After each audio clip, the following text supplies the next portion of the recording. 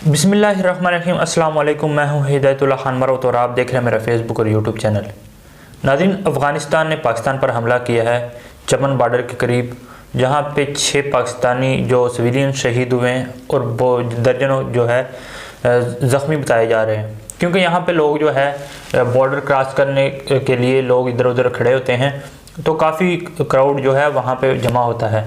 तो अफ़गान फोर्सेस की तरफ से जो है फायरिंग की गई और बड़े असले से उन पर जो है हमला किया गया है।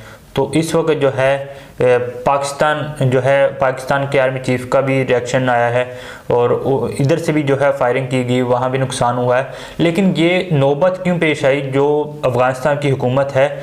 इंडिया में तो ये कहा जा रहा था कि अब जो तालिबान की हुकूमत है ये पाकिस्तान की हुकूमत है, तो पाकिस्तान के साथ बड़े अच्छे ताल्लुकात थे। पाकिस्तान ने इनके लिए आवाज़ उठाई, OIC के इजलास इमरान खान साहब ने बुलाए और अमेरिका को ये बावर करवाया कि वहाँ पे जो है इसको तस्लीम किया जाए, बाकी मुल्कों को कहा गया। तो क्यों ये जो है नौबत पेश आई, मैं वो बताता हूँ कि जो जनरल बाजवा साहब यहाँ पे गन डाल के गए हैं, ये उसकी वजह से रजीम चेंज और जो अमेरिका के साथ आखिरी विज़िट में हुआ है, ये उस पॉलिसीज़ के तहत जो है ये काम हुआ है। क्योंकि पाकिस्तान जो है अफ़गानिस्तान में ऐसी हुकूमत चाहता था जिससे पाकिस्तान और अफ़गानिस्तान के ताल्लुकात में बेहतरी आए। जो पीछे वहाँ पे हमने काफ़ी फ़ौज जो है वहाँ पे लगाई थी, क्योंकि वहाँ पे अमेरिका की जो हुकूमत थी और उनके साथ अफ़गान फोर्सेस थी जो पहले वो पाकिस्तान के ख़िलाफ़ थी, ज़ाहिर सी बात है, तो पाकिस्तान पर हमले करते रहते थे।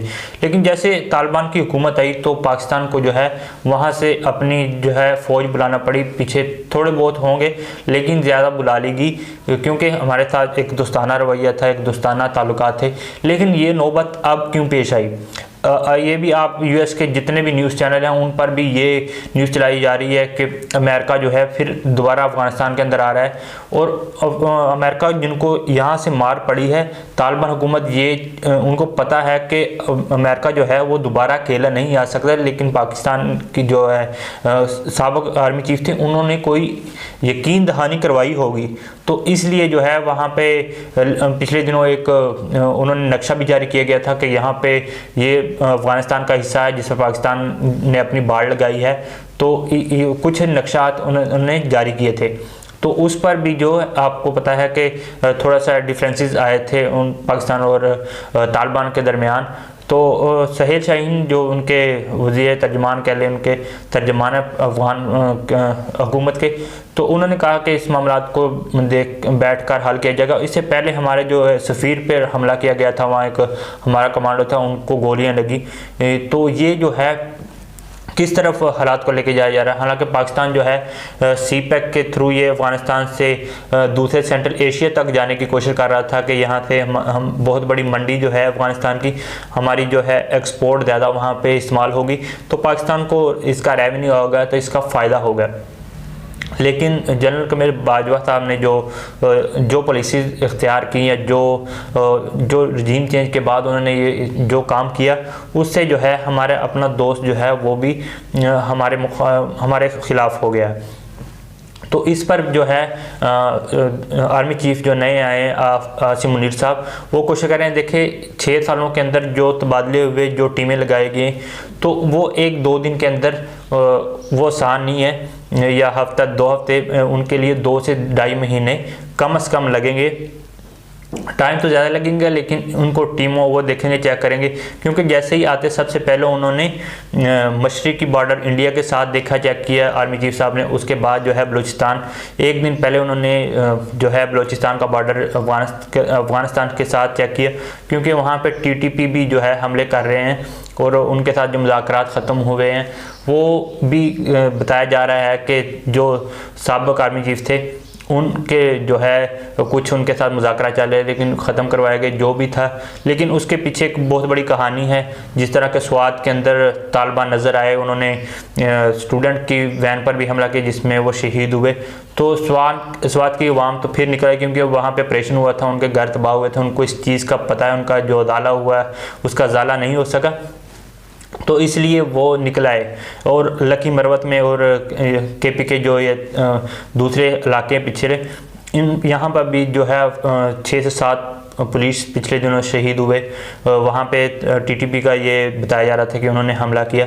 तो इस वक्त जो है फिर जैसे इमरान खान साहब की हुकूमत हटी है, फैज़ हमीद को पेशावर कोर कमांडर से बहावलपुर शिफ्ट किया गया था, तो उसके बाद जो है ये जो है इस तरह के मामलात देखने को मिले हैं। तो इसके पीछे कहा जा रहा है कि कमर जावेद बाजवा साहब जो है उनके कुछ जो है मुज़ाकरात हुए हैं अमेरिका के साथ, तो उस पर भी जो है, लेकिन इसको रिवर्स किया जा रहा है। आसिम मुनीर साहब उनकी पॉलिसी से काफ़ी इख्तलाफ करते थे और 7 जर्नैल जो थे जिनको कमर जावेद बाजवा की टीम कहा जाता था, उनमें से ये नहीं थे। और कमर जावेद बाजवा साहब भी ये चाह रहे थे कि आसिम मुनीर जो है वो आर्मी चीफ ना आए। आखिरी वक्त तक जो है कोशिश की गई, ज़ोर लगाया गया, लेकिन हुकूमत की तरफ से जो है आसिम मुनीर का नाम दिया गया। इसलिए रात 1-2 बजे जो समरी भेजने का ये था, उसमें हुकूमत और एस्टेब्लिशमेंट के दरमियान कमर जावेद बाजवा कह लें उनके दरमियान जो काफ़ी जो है मुतनावा आया। लेकिन जब ये ख़बर आई कि आर्मी चीफ को सह किया जा सकता है, तो फिर रात को जो है 1 बजे समरी भेजी गई जिसमें आसिम मुनीर साहब का नाम था।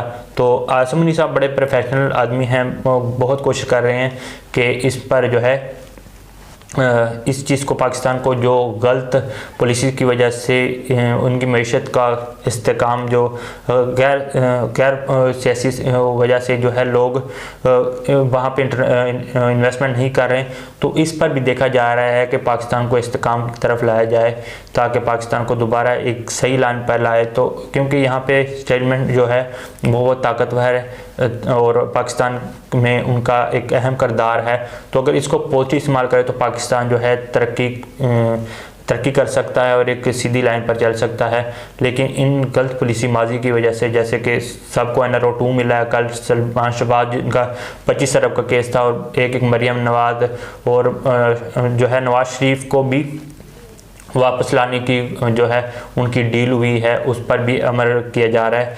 और ये सारी जो है कल इमरान खान साहब ने बता दिया कि ये सब डीले NRO 2 की जनरल बाजवा ने की है और ये सब मुकम्मल होगी। इसमें से ये कहा कि मुझे भी जो है, यानी इमरान खान साहब को भी नाअहल किया जाएगा, लेकिन उन्होंने कहा कि हमारी जो है पार्टी की जैसी पॉपुलरिटी है, मेरे नाअहल होने से हमें वोट फिर भी हमें ही पड़ेगा।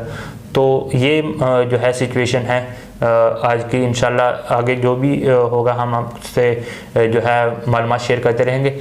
कमेंट सेक्शन में अपनी राय का इजहार ज़रूर करें और चैनल को सब्सक्राइब ज़रूर करें ताकि हम जो है इस तरह के मालूमात आप तक आसानी से पहुंचा सकें।